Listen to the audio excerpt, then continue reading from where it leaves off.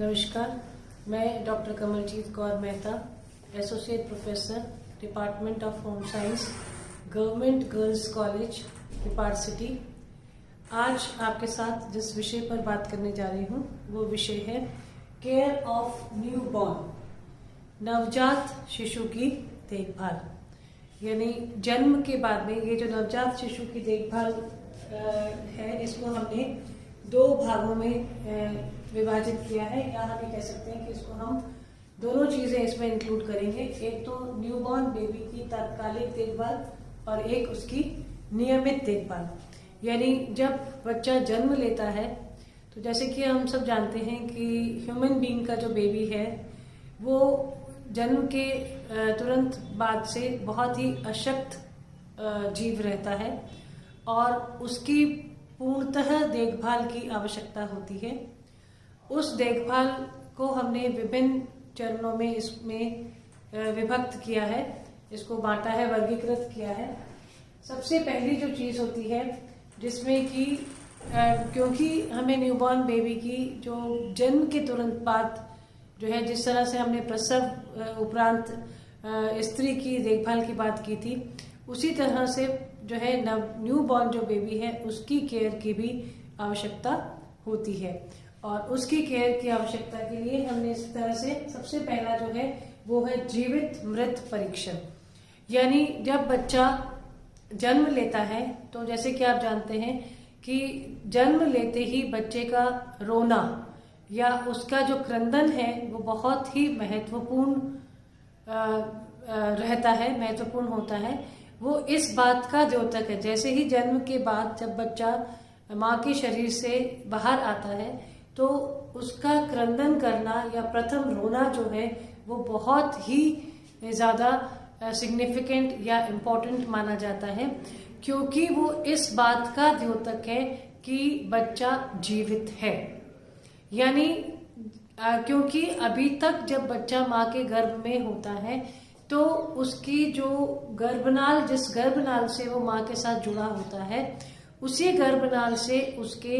जो है उसकी श्वसन, उसका ब्लड सर्कुलेशन, उसका डाइजेशन, उसका खाना पीना, जो भोजन, उसका एक्सक्रीशन, यानी एक्सक्रीशन मतलब जो चीजें शरीर में नहीं चाहिए उनका उत्सर्जन, यानी वेस्ट प्रोडक्ट्स का उत्सर्जन, ये सारी जो एक्टिविटीज होती हैं, ये सारी जो क्रियाएं, जो बच्चा जब माँ के भ्रूण में होता है तो वो उस माँ के और उसके बीच में जो गर्भनाल है वो जो एक कनेक्शन है, उसी से ये सारी एक्टिविटीज होती हैं। लेकिन जन्म के तुरंत बाद जब बच्चा रोता है तो उसके जो श्वसन तंत्र है, यानी उसके जो लंग्स हैं, उसके जो फेफड़े हैं, वो कार्य करना प्रारंभ करते हैं। क्योंकि जब बच्चा रोता है तो जो फेफड़ों में संकुचन और विमोचन होता है और उससे उसकी जो है जो प्राण वायु जो है वो उसके शरीर में जो है एंटर करती है, और ये इस बात का द्योतक है कि बच्चा जीवित जो है पैदा हुआ है। लेकिन कई बार आपने देखा होगा कि कभी कभी ऐसा होता है कि किसी कारणवश बच्चा जो है वो नहीं रोता है, तो उस केस में जो भी डॉक्टर्स जो उस समय डिलीवरी जो है करवाते हैं या प्रसव के लिए जो नर्स या दाई होती है, तो उसका सबसे पहला जो प्रयास होता है वो ये होता है कि किसी तरीके से बच्चे को रुलाया जाए, और रोने से बच्चे की सांस जो है वो शुरू हो जाती है। यानी अब वो अपने माँ पर जो है एक पैरासाइट नहीं है, अब वो एक परजीवी नहीं है, वो एक सजीव जो है एक ह्यूमन बीइंग जो है, एक लाइव ह्यूमन बीइंग की तरह से एक स्वतंत्र जीवन के लिए अब उसकी लाइफ जो है वो स्टार्ट हो गई है। ये इस बात का एक द्योतक है। फिर उसके बाद में सेकंड जो इम्पोर्टेंट चीज होती है वो होती है नाभि नाल को काटना। जैसा कि अभी मैंने पहले आपको बताया कि बच्चे का जो भ्रूण जो जब तक माँ के गर्भ में होता है उसका जो एक कनेक्शन होता है या एक जुड़ाव होता है वो माँ के साथ में जो रहता है वो गर्भनाल के माध्यम से होता है, जिसको हम जो है इंग्लिश में अम्बिलिकल कॉर्ड कहते हैं और हिंदी में इसको गर्भनाल या लोकल लैंग्वेज में लोग इसको नाड़ी भी कहते हैं। अब ये जो गर्भनाल होती है ये माँ की जो नेवल और से लेकर और जो है शिशु के नाभि तक ये अटैच्ड होती है, यानी माँ के अंदर से और बाहर शिशु के नाभि से अटैच होती है। तो ये जो नाभि नाल जो होती है इसकी लंबाई कुछ 18 से 20 इंच होती है, पूरी जो ये बाहर होती है। लेकिन इसे जो है क्योंकि माँ के शरीर से बच्चे को अलग जब करते हैं तो वो अलग करने में सबसे पहले उसके जो गर्भनाल जो होती है, ये जो नाभि नाल होती है, उसका छेदन किया जाता है। और उसका छेदन या काटना जो है उसका मतलब ये होता है कि बच्चे की नाभि से कम 4 से 6 इंच का नाभि नाल का पीस छोड़कर और फिर उसको किसी विसंक्रमित ब्लेड या विसंक्रमित जो नाइफ होता है मिडवाइफरी जो, उससे इसको अलग से काटा जाता है और काट के फिर इसको नाभि को इसको जो है मिडवाइफरी थ्रेड या जो विसंक्रमित जो धागा है उससे उसको बांधा भी जाता है। अब ये जो अब जब तक बच्चा जो है माँ के गर्भनाल से जुड़ा हुआ है तब तक उसकी अपनी जो है तब तक वो परजीवी माना जाता है। लेकिन जैसे ही गर्भनाल काट दिया जाता है अब वो अपने माँ के शरीर से अलग हो चुका होता है। और इसमें जो गर्भनाल काटी जाती है इसमें ये ध्यान रखना चाहिए कि जब बच्चा उत्पन्न होता है या पैदा होता है तो उस समय जन्म के समय उसमें उसके गर्भनाल में स्पंदन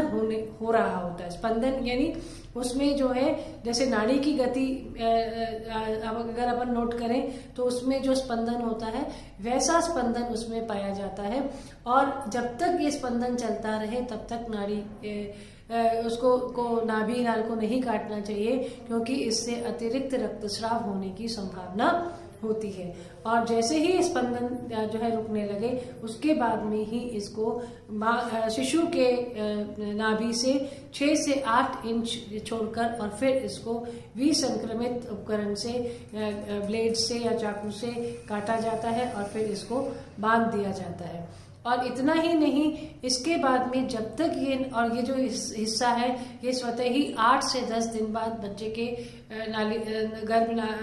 बच्चे के जो नाड़ी है या जो उसकी जो नाभि है उससे ये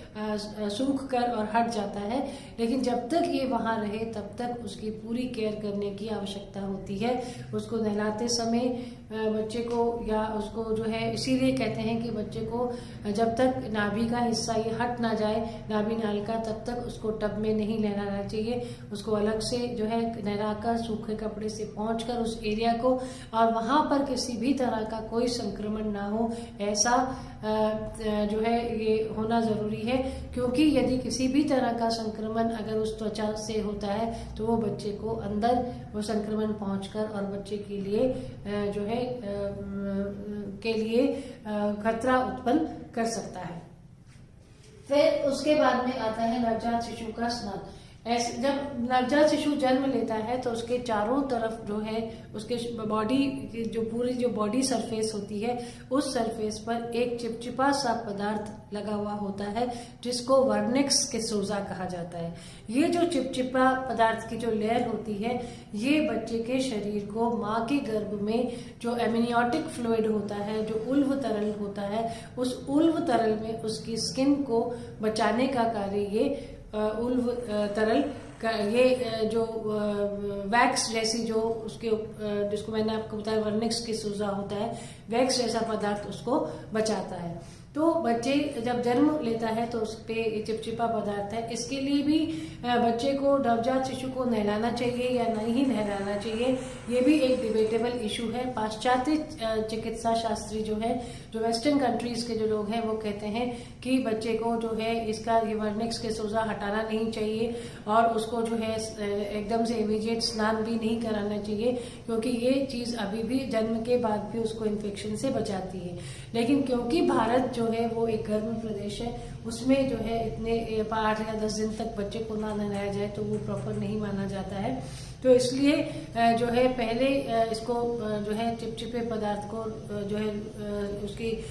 रुई की सहायता से उसको हटाया जाता है और फिर उसको जो है हल्के से ऑलिव ऑयल की या जैतून के तेल की मालिश की जाती है। और फिर जो है उसके बाद में बच्चे को जो है जो बेबी सोप्स जो अच्छी क्वालिटी के बेबी सोप्स होते हैं उनसे बच्चे को जो है पूरा अच्छे से स्नान कराया जाता है। स्नान कराना जो है ये हॉस्पिटल्स में नर्स का काम होता है और घर में अगर प्रसव होता है तो दाई कराती है, लेकिन इसमें भी इस चीज का ध्यान रखना चाहिए कि उसके सभी जो अंगों की अच्छे से सफाई हो जाए। और नहाने के बाद में बच्चे को जो है उसको कपड़े पहनाने से पहले नवजात शिशु को जो नेक्स्ट स्टेप है उसमें उसका वजन लिया जाता है। शिशु का वजन जो है जन्म के समय कितना है ये नापना बहुत ही आवश्यक होता है, क्योंकि इसी से ही उसके आगे की वृद्धि और उसके जो है विकास का, उसके जो डेवलपमेंट और जो ग्रोथ होती है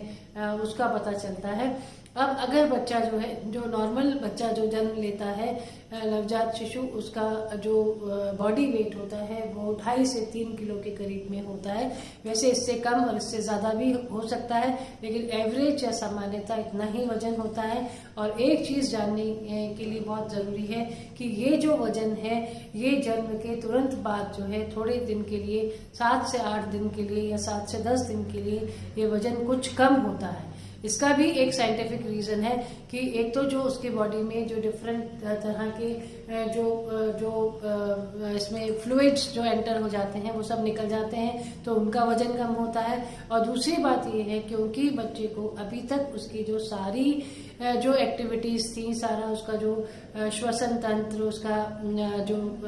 पाचन तंत्र, उसका उत्सर्जन तंत्र जो है अभी तक अलग से काम नहीं कर रहा था। अब उसको ये सारी एक्टिविटीज या उसके जो बाहर का जो वातावरण है उसके साथ में उसको स्वयं समायोजित होना है और उस समायोजन के कारण से बच्चे का वजन जो है वो कुछ दिन के लिए थोड़ा सा कम होता है और उसके बाद में फिर 8 से 10 दिन के बाद में बच्चे का वजन जो है वो बढ़ना प्रारंभ होता है। तो बच्चे का जो जन्म के समय वजन है वो इस बात का द्योतक है कि बच्चे की जन्म के समय जो है किस तरह की उसकी जो है किस तरह का उसका अगर वो कमजोर है तो उसको ज्यादा केयर करने की जरूरत पड़ेगी। अगर वो सही अगर उसका है तो ये ऐसी उम्मीद की जाती है कि आगे भी उसका वजन और उसके जो के साथ में जुड़े हुए वृद्धि जो है वो भी प्रॉपर रहेगी। फिर उसके बाद में जो है नवजात शिशु के विभिन्न अंगों की स्वच्छता पर भी ध्यान दिया जाता है, क्योंकि बच्चे की जो आंखें जो है, ये जो टीयर ग्लैंड्स होते हैं, जो अश्रु ग्रंथि होती है वो बंद होती है, तो कई बार जो है उसमें से येलो पदार्थ निकलने लगते हैं जन्म के बाद में या कुछ और तरह का इन्फेक्शन होने की। तो अच्छे से जो है उसको जो सूती वस्त्र की एक ऐसे बत्ती सी बनाकर और उसको जो है उससे उसकी आंखों को अच्छे से साफ किया जाता है। इसके लिए स्पेशल आई ड्रॉप्स होते हैं, जो आई ड्रॉप्स भी बच्चे को डाले जाते हैं। फिर उसके कान में भी कई बार बच्चा, क्योंकि माँ के गर्भ में जब होता है उल्व तरल का कुछ मात्रा जो है वो उसके कान में भी प्रवेश कर जाती है। कई बार मिडिल ईयर में अंदर पानी प्रवेश कर जाता है और तो उसके लिए या उसमें कई बार वैक्स होती है, तो जो है कपड़े की सूती कपड़े की बत्ती बनाकर और उसके कान में घुमाकर और उसकी वैक्स को भी निकाला जाता है। इसी तरह से क्योंकि नाक जो है ये एक बहुत ही इम्पोर्टेंट श्वसन अंग है और नाक में अगर किसी तरह की कोई श्लेष्मा जमी हुई है तो बच्चे को सांस लेने में दिक्कत हो सकती है। तो नहलाने के समय या नहलाने के बाद इस चीजों को और ध्यान रखना चाहिए। अगर नाक में कुछ श्लेष्मिक पदार्थ है तो उसको भी कपड़े की बत्ती बनाकर और उसको जो है घुमाया जाए तो बच्चा छींकता है और छींकने के बाद में जो है जो भी श्लेष्मिक पदार्थ है वो उसके नाक से बाहर आ जाता है। ऐसे ही श्लेष्मिक पदार्थ या जो फ्लूइड है वो बच्चे के गले में भी हो सकता है। उसके लिए भी सूती वस्त्र की सूती एक कपड़ा लेकर बिल्कुल सॉफ्ट सा और उसकी बत्ती बनाकर उसके गले में अगर डाला जाए तो उससे भी श्लेष्मिक पदार्थ जो है वो बाहर आता है। और इसके अलावा बच्चे के जो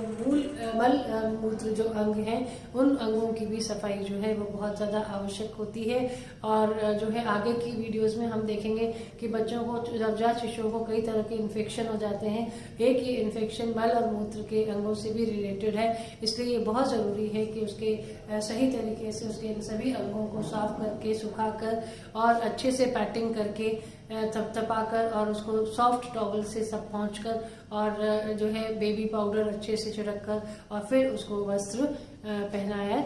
जाए। तो ये बात हुई नवजात शिशु के विभिन्न अंगों की स्वच्छता के बारे में। उसके बाद में यहाँ तक का जो ये पोर्शन है ये तात्कालिक देखभाल है। इसके बाद में नियमित देखभाल में फिर से जो है बच्चे का स्नान और उसके अंगों की स्वच्छता हर दिन आवश्यक है, नियमित रूप से की जानी चाहिए। और उसी में ही ये पॉइंट्स भी इंक्लूडेड है जिसमें ताज़ी हवा और धूप का महत्व जो है वो बच्चे के लिए रहता है, क्योंकि जो है कई बार देखा होगा आपने कई इस तरह के कल्चर्स हैं जहाँ पर क्या होता है कि बच्चे को जो है बाहर लोगों की नज़र ना लगे, या जो है ऐसी मान्यता होती है कि बच्चे को कोई देखे ना, तो बच्चे के पूरे मुंह को जो है ऊपर तक ढक देते हैं, उससे उसको ताज़ी हवा जो है वो नहीं मिल पाती है। तो ऐसा नहीं करना चाहिए। बच्चे को भी ताज़ी हवा और धूप की आवश्यकता है। धूप में यदि बच्चे को तो जो है कुछ समय अगर धूप में मालिश करने के बाद में उसको लिटाया जाए तो उसको जो है उससे उसको विटामिन डी प्राप्त होता है, और ये विटामिन डी जो है ये उसके बॉडी को उसमें जो है कैल्शियम के एब्जॉर्प्शन में हेल्प करता है, और हड्डियों की किसी भी तरह की बीमारियां, स्पेशली जो है रिकेट्स नाम की एक बीमारी छोटे बच्चों में हो जाती है, उससे इसको बच्चे को बचाता है। इसलिए विटामिन डी जो है वो उसका नेचुरल स्रोत जो है वो धूप होती है, इसलिए बच्चे को कुछ समय तक धूप में जरूर जो है उसका धूप का सेवन उसे अवश्य रूप से कराना चाहिए। और फिर उसके बाद में हम बात करते हैं शिशु का बिस्तर व निद्रा। शिशु जन्म लेने के बाद में जो है, क्योंकि जो प्रसव की जो प्रोसेस होती है उस प्रोसेस में वो जो प्रक्रिया है उसमें ना सिर्फ माँ थकती है बल्कि शिशु भी थक जाता है, और इसलिए जो है उसको जो है तुरंत उसके बाद में जो है अगर माँ का दूध आता है, जिसको हमने बात की थी कोलेस्ट्रॉल की, जो गाढ़ा पीला पदार्थ होता है वो देकर बच्चा जो है वो को अपने आप ही सोने लगता है, क्योंकि शुरुआत का जो समय होता है नवजात अवस्था में उसमें बच्चा जो है वो दिन में 20 से 22 घंटे सोता है। तो उसका प्रॉपर जो बिस्तर होना चाहिए, और उस बिस्तर में भी जो बहुत ही सॉफ्ट और कंफर्टेबल उसका बिस्तर होना चाहिए, और इसके लिए भी इसमें दोनों चीज़ें हैं। कुछ इसमें भी एक तरह की लोगों में जो है के जो विचार है उसमें मतभेद है। कुछ लोग कहते हैं कि बच्चे को माँ के पास सोने से उसको बहुत जो है एक तरह की इमोशनल बॉन्डिंग का महसूस होता है, और वो जो अभी तक जो उसमें अपने माँ के गर्भ में था उतना सानिध्य उसको जब मिलता है तो वो जो है अपने आप को सुरक्षित महसूस करता है। लेकिन साथ ही ये भी कहा जाता है कि क्योंकि बच्चा को भी नींद की आवश्यकता है और माँ भी प्रसव के बाद थक गई है, उसको भी नींद की आवश्यकता है, तो यदि उसको अलग से पालने में सुलाया जाए तो वो दोनों के लिए सही रहता है। और जो है इसमें फिर हम बात करते हैं शिशु के आहार की। शिशु के आहार में हम बहुत ज़्यादा डिटेल में बात इसलिए नहीं करेंगे क्योंकि हम इससे पहले वाले वीडियो में बात कर चुके हैं कि शिशु के लिए जो है ब्रेस्ट फीडिंग या माँ का दूध जो है वो हर दशा में जो है बहुत अच्छा माना जाता है। उसका साइकोलॉजिकल महत्व है, उसका जो है उसका फिजियोलॉजिकल महत्व है कि बच्चा को अगर माँ का दूध मिलता है तो इससे माँ इमोशनल बॉन्डिंग भी रहती है और सभी तरह से वो बच्चे के लिए सेफ भी होता है। तो इसके लिए आहार की बात हम कर चुके हैं कि स्तनपान जो है वो सबसे इम्पोर्टेंट होता है, लेकिन फिर भी कुछ ऐसे केसेस हो जाते हैं कि जिसमें या तो माँ का दूध जो है कम बनता है या कुछ कभी माँ किसी और गंभीर रोग से पीड़ित है या माँ को किसी तरह की और ऐसी कोई समस्या आ गई है, तो उस केस में बच्चे को ऊपरी दूध जो है जिसको हम आर्टिफिशियल या कृत्रिम दूध कहते हैं वो दिया जा सकता है। कृत्रिम दूध जो है वो किस प्रकार का, कितने तरह के होते हैं, इनके बारे में हम अपने आने वाले वीडियोस में बात करेंगे। और फिर उसके बाद में हम आते हैं शिशु के वस्त्र पर। शिशु के वस्त्र जो हैं वो कभी भी नए कपड़े के एकदम से कोरा जो कपड़ा होता है उससे नहीं बनने चाहिए। या जितने भी कोई घर में कोई पुराने जो वस्त्र जो किसी के चाहे पहने हुए वस्त्र हो उनको धोकर उनको अच्छी तरह से विसंक्रमित करके और उससे जो झबले और बनाए जाते हैं और वो बच्चे को जो पहनाए जाते हैं, क्योंकि बच्चे की जो स्किन होती है वो बहुत ही सेंसिटिव स्किन होती है, बहुत संवेदनशील होती है और उसमें बहुत ही जल्दी एलर्जी होने की संभावना होती है। इसलिए नया कोरा कपड़ा जो है वो बच्चे को नहीं पहनाना चाहिए और जो है उसको मौसम के अनुसार उसको जो है कपड़े पहनाकर और जो है उसके हिसाब से यदि उसको स्वेटर वगैरह की जो ज़रूरत है या ऊनी वस्त्रों की ज़रूरत है वो पहनाकर और बच्चे को जो है उसमें तैयार किया जाता है और फिर बच्चे को जो है प्रॉपर तरीके से उसको बर्थ के बाद में, यानी क्योंकि अभी हम जब बात नवजात शिशु की कर रहे हैं तो उसको फिर जो रेस्ट की ज़रूरत होती है या उसको जो नींद का जो समय होता है उसके अकॉर्डिंगली उसको जो है तैयार करके और फिर उसको जो है सुलाया जाता है। तो ये सब बात हमने की नवजात शिशु के तात्कालिक एवं नियमित देखभाल की और इसके बाद में आने वाले जो वीडियोस हैं आपके साथ में शेयर करूंगी उसमें हम बात करेंगे बच्चों के पूरक आहार के बारे में, सप्लीमेंट्री फूड्स के बारे में, उनकी आर्टिफिशियल फीडिंग के बारे में और इसके अलावा जो है हम बात करेंगे एक इम्पॉर्टेंट टॉपिक पर जिसको कि हम वीनिंग कहते हैं या स्तन त्याजन कहते हैं। धन्यवाद।